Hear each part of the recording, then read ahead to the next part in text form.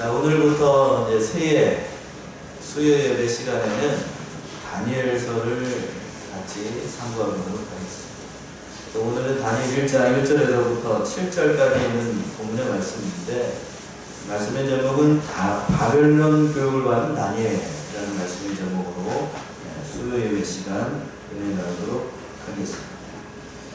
7절까지 있는 이 본문의 말씀은 바벨론의 포로로 잡혀왔던 다니엘이 어떻게 그 믿음을 지켜나가고, 오늘 본문의 말씀은 특별히 다니엘이 이 바벨론 교육을 받는 과정에서 어떻게 이 일이 일어나는 그 배경적인 것을 얘기하고 있는 내용입니다.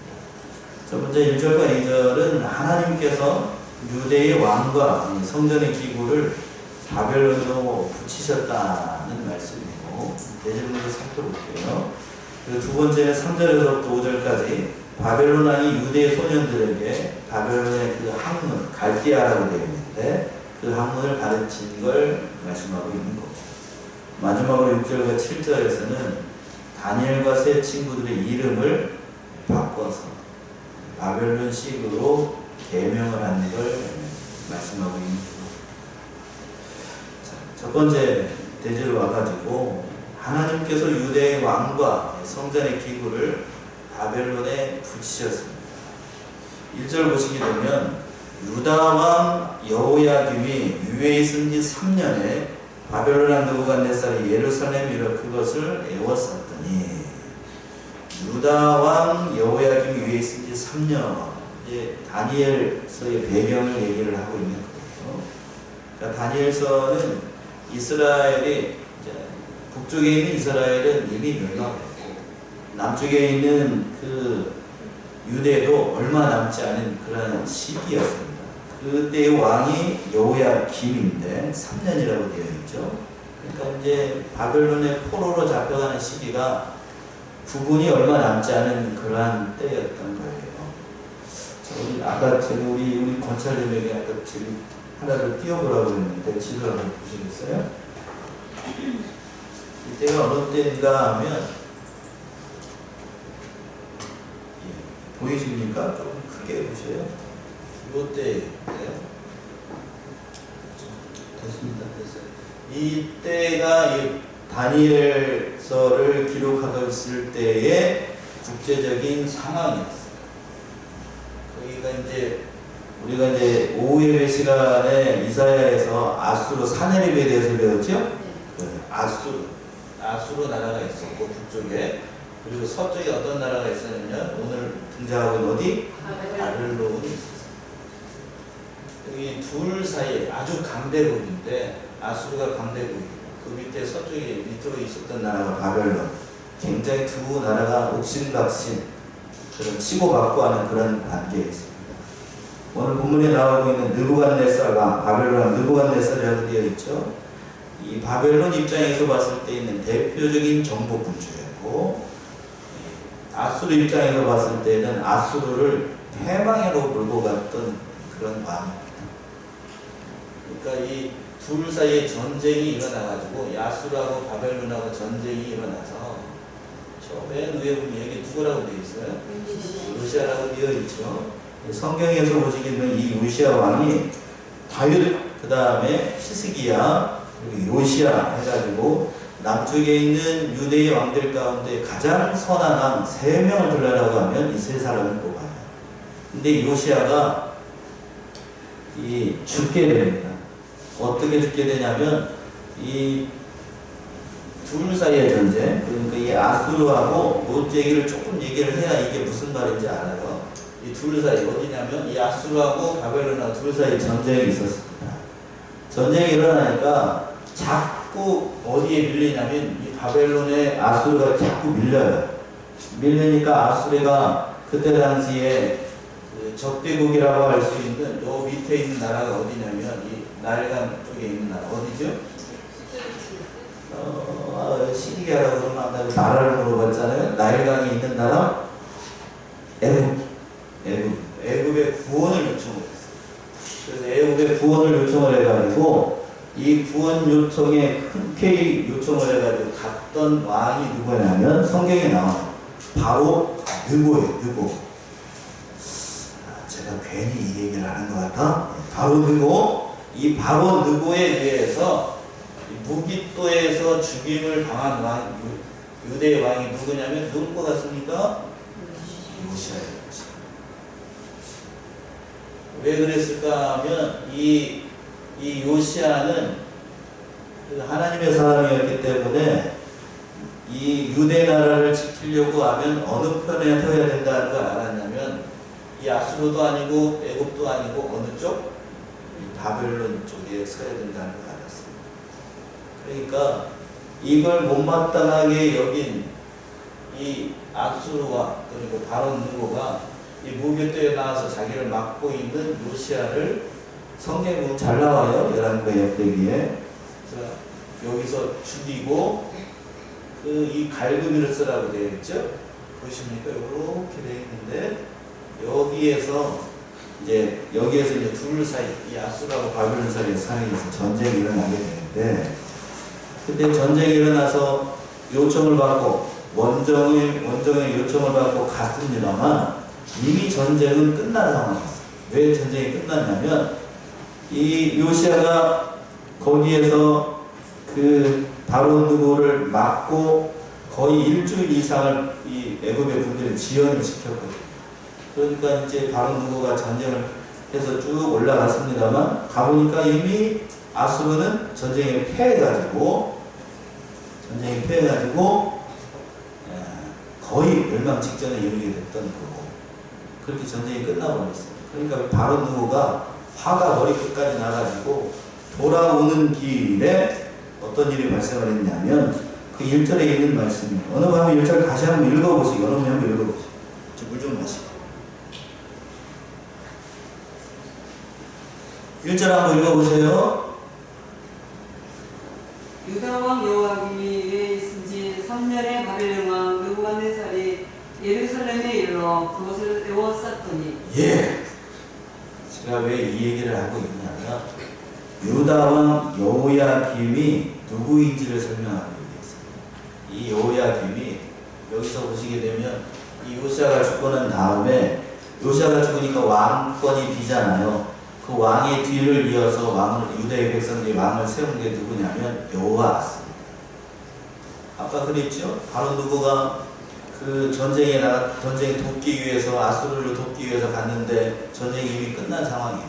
화가 나니까 이 철군을 하면서 어디로 들어오게 되냐면 유대 땅으로 들어와서 예루살렘을 침공을 해가지고 그때 당시에 여호아스 왕을 폐위를 시켜버리고 다시 친애국 왕을 세운 게 누구냐면 여호야김입니다. 본래의 이름은 엘리야김이었어요. 그 엘리야김이 어디 편에 서게 됐냐면 자기를 세운 왕이 누구였어요? 애국 왕이니까 친애국 정책을 서게 됐던 거예요. 근데 그때 당시에 이 유대의 상황이 진짜 이리 치이고 저리 치이고 마치 지금의 어느 나라를 보는 것 같죠? 어느 나라를 보는 것 같아요 지금? 우리나라를 보는 것 같아요. 길을 외교 정책을 조금만 잘못하게 되면은 이 나라 전체가 어떻게 될지 모르는 그러한 상황에 있었던 때가 바로 그때 당시 유대의 상황이었습니다. 그러니까 애굽에 잘못 서게 되고 아수르에 잘못 서게 되고 또 바벨론에 잘못 서게 되면 나라의 부분이 완전히 넘어가게 되는 그때에 여호야김이라고 하는 사람이 왕이 됐었는데 불행스럽게도 이 여호야김이 하나님 편에서 나라를 잘 다스리는 게 아니고 하나님 반대편에서 하나님과는 거리가 먼 그러한 정책들과 믿음 없는 행동을 하게 됩니다. 그러니까 나라가 어려움에 빠지게 되고 그 바벨론 느부갓네살이 예루살렘을 에워싸고 그 예루살렘 성이 함락 직전까지 이르게 됐다. 그래서 어떤 일이 발생을 했는가? 거기에서 수많은 사람들이 포로로 잡혀가게 되고 오늘 본문에 등장하고 있는 주인공이었던 누구도 다니엘도 포로로 잡혀가게 됩니다. 그 말씀이 2절에 있는 말씀이에요. 2절은 그냥 읽어보시겠습니까? 2절 주께서 유다 왕 여호야김과 하나님의 전기구 얼마를 그의 손에 붙이심에 그가 그것을 가지고 신할 땅 자기 신의 묘에 이르러 그 신의 보고에 두었더라. 예. 그래서 보시게 되면 아까 그 지도를 다시 한번 띄워보시면 있죠? 자 보세요. 여호야김 때에 1차 포로로 잡혀가게 됩니다. 바벨론의 포로로 잡혀가게 돼요. 이때 잡혀갔던 사람이 오늘 본문에 나와 있는 누구라고요? 다니엘과 3명의 친구들이었습니다. 또 두 번째 2차 포로로 잡혀가게 되는데 그 뒤를 이어서 등장한 여호야긴이라고 하는 왕 때에 두 번째 포로로 잡혀가게 되고 또 마지막으로 시드기야라고 하는 유대의 마지막 왕 때에 세 번째 포로로 잡혀가면서 이스라엘의 남쪽 유다의 역사는 끝이 나게 됐던 겁니다. 그 아픈 역사가 있었던 때가 바로 이때 이 다니엘 때였습니다. 바로 그때 그런데 이 다니엘은 뭐라고 얘기를 하고 있냐면 그 모든 역사가 하나님께서 유대의 백성들이 하나님을 따르지 않고 하나님의 통치를 믿지 않고 하나님께서 인도하시는 대로 순종하지 않고 하나님의 말씀을 지키지 않았기 때문에 2절에서 그랬죠. 주께서 유대왕 여호야김과 하나님 전 기구 얼마를 그의 손에 붙이셨다. 그래서 이때 왕도 사로잡혀가게 되고 하나님의 성전에 있었던 그 성전의 기구들도 바벨론에 저기 가게 되는 옮겨가게 됐던 겁니다. 그래서 그것을 가지고 신할 땅 자기 신의 묘에 이르러 이 신의 보고에 하나님의 성전에서 섬겨야 될 그 성전의 기구들이 이 바벨론을 옮겨가게 돼가지고 그곳에서 그 보고에 보물국간에 숨겨지게 됐다. 그렇다라고 하면 왜 하나님을 섬기는 성전의 도구들이 그의 신들, 그러니까 벨이라고 하는 그 바벨론의 신인데 신을 섬기는 곳에 왜 그들이 그러면 그것을 숨겨놓는가? 그때 당시의 전쟁은 단순한 전쟁이 아니고 자기들이 믿고 있는 신과 또 다른 민족이 믿고 있는 신과 신이 전쟁을 해서 더 센 신이 이기는 것이 그 전쟁에서 승리한다라고 생각을 했어요. 그러니까 이스라엘에 믿는 신은 누구죠?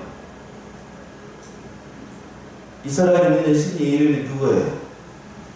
제가 어려운 걸 물어보나요? 이스라엘에 믿는 신의 이름, 하나님의 이름이 뭐예요? 여호와죠. 여호와가 진짜의 신인가? 아니면 바벨론이 믿는 신이 진짜의 신인가? 둘이 전쟁을 했는데 결국 느부갓네살이 이겼어요. 그러면 누구 신이 우리 인간적인 생각한다라고 하면 누구 신이 더 센 거예요? 하나님이 센 거예요? 여호와 하나님이 센 거예요? 아니면 바벨론 신이 센 거예요? 우리 입장에서는 하나님이 이긴다고 생각하겠습니다만 느부갓네살 입장에서 봤을 때는 자기 신이 이긴 거라고 생각합니다. 그래서 신의 보고, 그 보고에다가 하나님을 섬기는 성전을 그곳에 옮긴 이유는 하나님도 별것 아닌 신이라는 사실을 드러내기 위해서 거기에다가 이 보물고에다가 하나님을 섬기는 성전 기구들을 거기로 옮겼던 겁니다. 이와 비슷한 사건이 그 사사 시대에도 있었는데 엘리 시대 때에 옴냐 비나스라고 하는 사람이 바벨론과 블레셋 사이에서 전쟁이 있었잖아요. 그래서 뭐를 뺏기게 되냐면 언약궤를 뺏기게 되죠. 그래서 그 언약궤를 뺏겨가지고 그 언약궤를 어디에다 숨기냐면 다곤신이라고 하는 신당에다가 모시게 돼요. 그런데 거기에서 그것도 똑같이 자기들도 하나님을 이겼다라고 생각을 해서 그 신의 성전의 기구를 거기로 옮겼다는 겁니다. 그러나 이 모든 역사가 일어났던 이유는 하나님의 능력이 없어서가 아니라 그 민족이, 바로 이스라엘 민족이 하나님을 거역하고 하나님을 믿지 않고 믿음을 지키지 않았기 때문에. 구체적으로 세 가지 죄라고 우리가 배웠어요. 즉 하나님 믿지 않고 우상을 그들이 섬겼기 때문에. 두 번째는 안식일을 그들이 지키지 않고 하나님의 언약의 말씀을 지키지 않았다. 마지막으로 세 번째는 하나님을 의지하지 않고 물질을 의지하고 세상 세력을 의지하려고 했기 때문에 하나님께서 그들을 이렇게 다니엘과 3명의 친구들과 같은 이러한 신실한 사람들이 포로로 잡혀가는 엄청난 고난의 시간을 차지하게 됐다는 거예요. 근데 그 고난의 시간에 오늘 본문의 말씀을 보시게 되면 다니엘과 3명의 친구들이 그러한 어려운 환경 가운데서도 자신의 신앙과 믿음을 지켜나갔던 거예요. 오늘 기도도 참 예쁘게 잘했는데 그 어려운 형편에 자신의 신앙과 자신의 믿음과 자신의 정조를 지켜나간다라고 하는 것 쉽지 않은 거예요. 근데 그러한 때에 3절 보시게 되면 바벨론 왕이 정말 무서운 왕입니다. 느부갓네살 왕. 뒤에 가서 계속 느부갓네살 왕이 어떻게 했는지를 등장하게 되는데 그 왕이 명령을 해서 3절 보시게 되면 이런 일이 발생하는데요. 3절 한번 읽어보시겠습니까? 왕이 환관장 아스푸나스에게 명하여 이스라엘 자손 중에서 왕족과 귀족의 몇 사람. 예. 왕이 이제 환관장에게 명령을 해가지고 그 사람의 이름이 발음도 잘 안 되죠? 아스푸나스라고 하는 사람에게 명해가지고 그 이스라엘 자손 중에서 왕족과 귀족 중에서 똑똑한 사람들을 선발을 해가지고 그 갈대아 학문들을 가르쳐가지고 그들을 왕궁에서 선발을 해서 그 자기의 통치에 유리하도록 그들을 잘 가르치려고 했던 겁니다. 곧 어떤 사람들을 선발했는가? 4절의 말씀이 선발의 기준을 얘기를 하는 거예요. 4절 보시게 되면요. 4절 읽어보세요. 저만 읽지 말고 4절. 곧 흠이 없고 아름다우며 모든 재주를 통달하며 지식이 구비하며 학문에 익숙하여 왕궁에 모실 만한 소년을 데려오게 하였고 그들에게 갈대아 사람의 학문과 방언을 가르치게 하였고. 예. 이제 점점 저의 스타일에 이제 적응이 되시죠? 저는 저만 설교하지 않습니다. 4절 보시게 되면 곧 흠이 없고 아름다우며, 여기서 흠이 없다는 것은 그 제사장에게 그 율법에서 규례로 정하고 있는 것인데 머리끝에서 발끝까지 말 그대로 상처가 없는 사람이에요. 제사장은 하나님을 섬길 때에 조그마한 상처라도 있으면 정결하지 못하다고 해서 비록 제사장 가문에서 태어났다 할지라도 제사장의 직분을 수행할 수가 없었어요. 바로 흠이 없다는 것은 그런 걸 얘기를 하는 거고, 아름답다는 얘기는 외모적 아름다움도 물론 용모가 아름답다는 얘기는 외모가 아름답다는 의미도 담겨 있겠습니다만 그 모든 그 인격에 갖추어져 있는 그 사람이 가지고 있는 모든 것이 아름답다는 거예요. 준수하다는 말이 있는데 저 사람 보니까 참 준수하다, 수려하다. 어떤 의미인지 아시겠죠? 그런 사람들을 선발을 했던 거예요. 요즘으로 얘기한다라고 하면 요즘 우리 예쁘장한 우리 어린 친구들이 좋아할 만한 사람, 어떤 사람들이 있을까요? 준수하고 혹하고 하는 사람, 그런 사람을 선발을 했던 겁니다. 그런데 용모만 아름다운 사람을 뽑은 게 아니고 그 하반절에서 그랬죠? 모든 재주를 통달하며 지식이 구비하며 학문에 익숙한 사람. 이거는 지적인 면, 정신적인 면, 또 영적인 면에서 탁월한 그런 사람을 얘기를 하는 거예요. 그러니까 이 겉모양뿐만 아니라 지식적인 것뿐만 아니라 영적인 통찰력까지 가지고 있는 그러한 사람을 선발을 했다는 얘기죠. 한마디로 얘기한다라고 하면 엘리트 중에 엘리트, 그런 사람들을 선발을 했던 겁니다. 그 선발된 사람 가운데 사람들 뒤에 가서 이제 어떤 사람들이 선발했는지 잘 나오게 되는 거고, 그 사람들을 왕국에 모실 만한 그런 소년을 데리고 와가지고 그 학문들을 가르쳤습니다. 까만절에서 그랬죠? 그들에게 갈대아 사람의 학문과 방언을 가르치게 했습니다. 갈대아 사람 뛰어난 학문들을 가르쳐서 자기들이 하나님을 섬기는 데에 그 필요한 모든 것을 가르치는 게 아니고 자기의 왕들을 자기가 통치하는 그 백성들을 잘 다스려 나가기 위해서 이런 학문들을 가르쳤던 거예요. 또 중요한 사실이 뭔가 하면 이 학문들을 가르치는 것도 참 중요합니다만 그 학문을 가르칠 때에 한국만 가리키는 게 아니고 5절 보시게 되면 참 사람이 하나님을 믿는 사람들이 이 세상에서 참 순종하기 어려운 것까지 얘기를 하고 있었어요. 5절 보시게 되면 5절 어른이 한번 읽어보시겠습니까? 5절 또 왕이 지정하여 자기의 진미와 자기의 마시는 포도주에서 그들의 날마다 쓸 것을 주어 3년을 기르게 하였으니 이는 그 후에 그들로 왕의 앞에 모셔 서게 하려 함이었더라.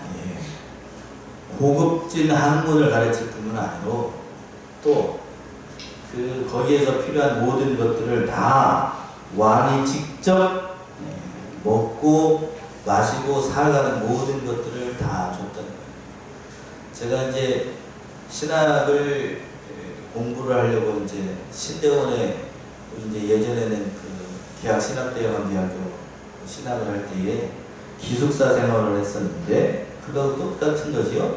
모든 것을 왕이 다 준비를 하고 모든 것을 다 공급해 주면서 그들에게 3년 동안 그 길러서 자기들에게 유리한 사람을 만들기 위해서 그렇게 길렀다는 겁니다. 그런데 그 중에서 보시게 되면 왕의 진미와 마시는 포도주와 날마다 쓸 것을 다 줬어요.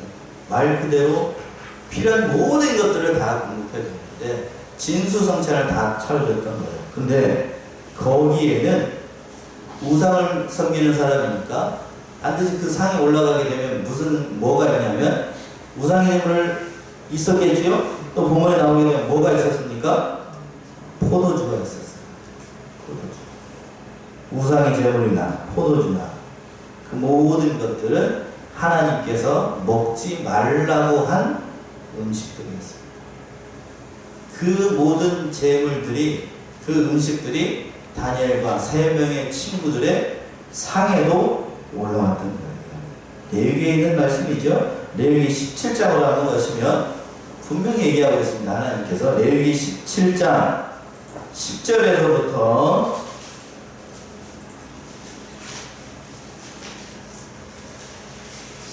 11절까지만 한번 봅시다. 레위기 17장 10절에서부터 12절까지요. 12절까지. 무릇 이스라엘 집 사람이나 그들 중에 우거하는 타국인 중에 어떤 피든지 먹는 자가 있으면 내가 그 피 먹는 사람에게 진노하여 그를 백성 중에서 끊으리니 육체의 생명은 피에 있습니다. 내가 이 피를 너희에게 주어 자녀들의 너희의 생명을 위하여 속하게 하였나니 생명이 피에 있으므로 피가 주를 속하였느니라.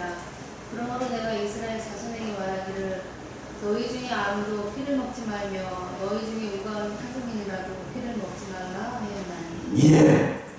무릇 이스라엘 집의 사람이나 그들 중에 우가하는 타국인 중에 어떤 피든지 먹는 자가 있으면 내가 그 피 먹는 사람에게 진노하여 그를 백성 중에서 끊으리라.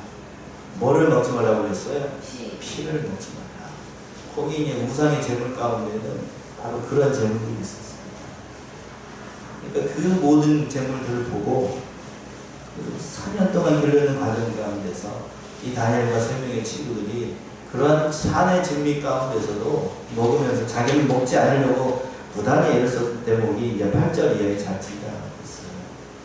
제가 여러분들에게 이 말씀을 통해서 말씀드리고 싶은 건 우리는 과연 세상에 산의 진미가 넘쳐나는 이 시대를 우리가 살아가고 있어요.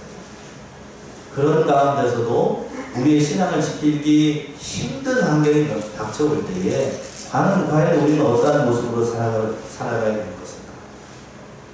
그걸 먼저 생각을 해봐야 되겠습니다. 참 쉽지 않은 현실입니다. 이 점점 세상이 죄악으로 관영된 시대를 우리가 살아가고 있습니다. 오늘 3일 예배를 드리기 위해서 우리 3대 중학교 성도님들이 저녁도 일찍 먹고 이 자리에 앉아 있습니다만, 그러나 그 우리가 하루하루 살아가고 있는 세상의 현실이라고 하는 건 믿음 지키기 어려운 환경인 게 사실입니다. 정말 힘들어요. 정말 괴로운 것이 많은 것이 현실입니다.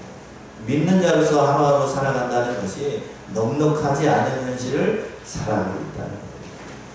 비단 오늘날 우리의 신앙만 어려웠던 것이 아니고 오늘 본문에 등장하고 있는 이 다니엘과 세 명의 친구들도 그때 당시 그 상황을 따져본다라고 하면 자신의 믿음과 신앙을 지켜나가기가 넉넉지 않은 때였어요. 참 쉽지 않은 때입니다. 자 보세요. 다니엘 세 명의 친구들이 느부갓네살 왕의 어떻게 보면 택함을 받아가지고 왕궁 안에서 특별 대우를 받으면서 산의 진미를 먹으면서 최고의 학문을 배우는 아주 좋은 곳에 있었어요. 그렇다라고 하면 우리가 여기서 생각할 수 있는 건 제가 왜 어렵다라고 얘기하냐면 고난이 깊고 믿음 지키기 어려울 때에도 그 신앙 지키기 어렵습니다. 그런데 환경이 너무 좋으면 그 신앙을 지켜나가기가 또 쉽지 않아요.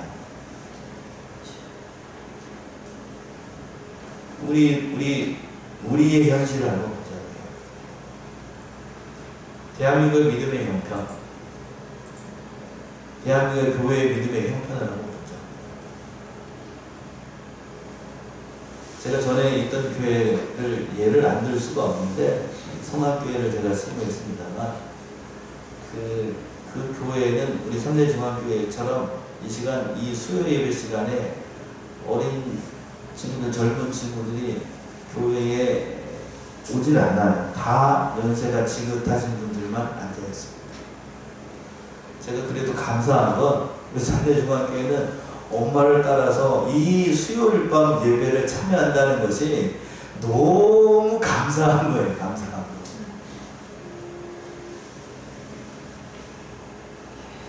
그런데 점점 그러한 모습이 우리 교회의 현실에서도 어렵다는 사실을 깨닫게 돼요. 믿음 지키기 참으로 어렵습니다. 다니엘의 세 명의 친구들 정말 까딱하게 되면 너무 좋은 환경이기 때문에 믿음 지키기가 더 어려울 수 있었어요. 눈 한 번 깜짝하게 되면 자신이 지키고 있었던 그 세상 다 떠내보기가 참 쉽다. 너무 화려한 세계, 너무 멋진 세계, 너무 좋은 환경에 빠지게 되면 그 믿음 지키기가 어렵다. 고난이 깊을 때보다 정말로 나이가 형통하고 복된 삶을 살아갈 때가 믿음 지키기 더 어렵다. 바로 어떤 의도에서 본다라고 하면 지금 다니엘의 세 명의 친구들이 모여있는 상황은 육신적으로는 정말 좋은 때이에요. 그렇죠? 다른 사람들은 포로로 잡혀와가지고 노동일을 하고 종살이하고 어려운 가운데 있는데 자기들은 왕의 택함을 받아가지고 왕궁에서 좋은 곳에서 좋은 음식 먹고 그렇죠. 제일 좋은 학문을 배우고 있어요. 아차 싶으면 자기가 가지고 있는 모든 걸 다 내놓기 쉽다는 거예요. 또 그것뿐만 아니고 6절과 7절에서 보시게 되면 자기가 가지고 있는 그 모든 정체성을 끊어버리기 위해서 이 느부갓네살라는 한단장을 통해서 아주 그냥 마귀 중에서도 상마귀 시설하는데 6절과 7절에서 보시게 되면 그 이름을 바꿔버립니다. 6절, 7절 한번 읽어보시겠어요? 6절과 7절. 그들 중에 유다 자손 곧 다니엘과 하나냐와 미사엘과 아사랴가 있었더니 환관장이 그들의 이름을 붙여 다니엘은 벨드사살이라 하고 하나냐는 사드락이라 하고 미사엘은 메삭이라 하고 아사랴는 아벤느고라 하였더라. 예, 그들 중에 즉 왕의 택함을 받아가지고 왕궁에서 산의 진미를 먹으면서 최고의 학문을 배우고 있는 유다의 자손들 가운데 4명의 이름이 등장하고 있습니다. 그 사람이 첫 번째가 누구였습니까? 다니엘이었습니다. 오늘 본문의 주인공이죠. 또 번째 사람이 하나냐였고 세 번째가 미사엘이었고 마지막으로 4번째가 아사랴였습니다. 특별히 하나님의 은혜로 선발된 사람들이었습니다. 그런데 그 선발된 사람들이 그 원치 않는 일을 당하게 되는데 그 말씀은 7절에 있는 것처럼 환관장이 그들의 이름을 고쳐버렸다는 거예요. 우리 역사 가운데서 이런 가슴 아픈 역사가 있죠. 일제시대 때에 무슨 계명이라고 그러죠? 장시계명이라고 하죠. 우리의 이름을 민족을 말살한다는 정책에 의해서 이름을 바꿔버렸어요. 그거하고 똑같은 상황이 지금 다니엘과 3명의 친구들에게도 동일하게 일어났다는 거예요. 즉 이스라엘 민족이라고 하는 여호와 하나님을 믿는 그 신앙의 전통을 어떻게 해버리기 위해서 없애버리기 위해서 이름을 바꿔버립니다. 앞에서 그랬죠? 다니엘의 3명의 친구들이 왕의 선발을 받아서 온갖 좋은 음식으로 산의 진미로 그 모든 것을 다 보여줬어요. 세상에 화려한 것을 다 보여줬다. 그리고 난 다음에 그것으로도 안 될 것 같으니까 그들의 이름을 어떻게 보였다고요? 바꿔버렸어요.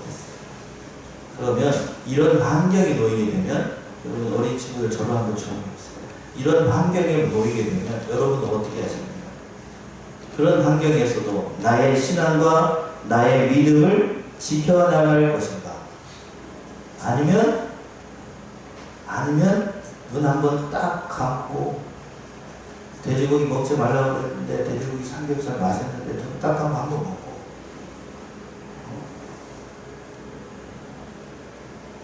이름 바꾸는 게 그게 뭔 대수라고. 하나님 뭐 내가 살기 위해서 뭐 이름 한번 바꾼다는 게 그게 뭔 대수라고. 너 한번 찡끈 갖고 그렇게 하면 되지 라고 생각하기가 쉽다. 오늘날 현대를 살아가고 있는 크리스찬들이 바로 그러한 모습으로 신앙생활을 하고 있다는 거예요.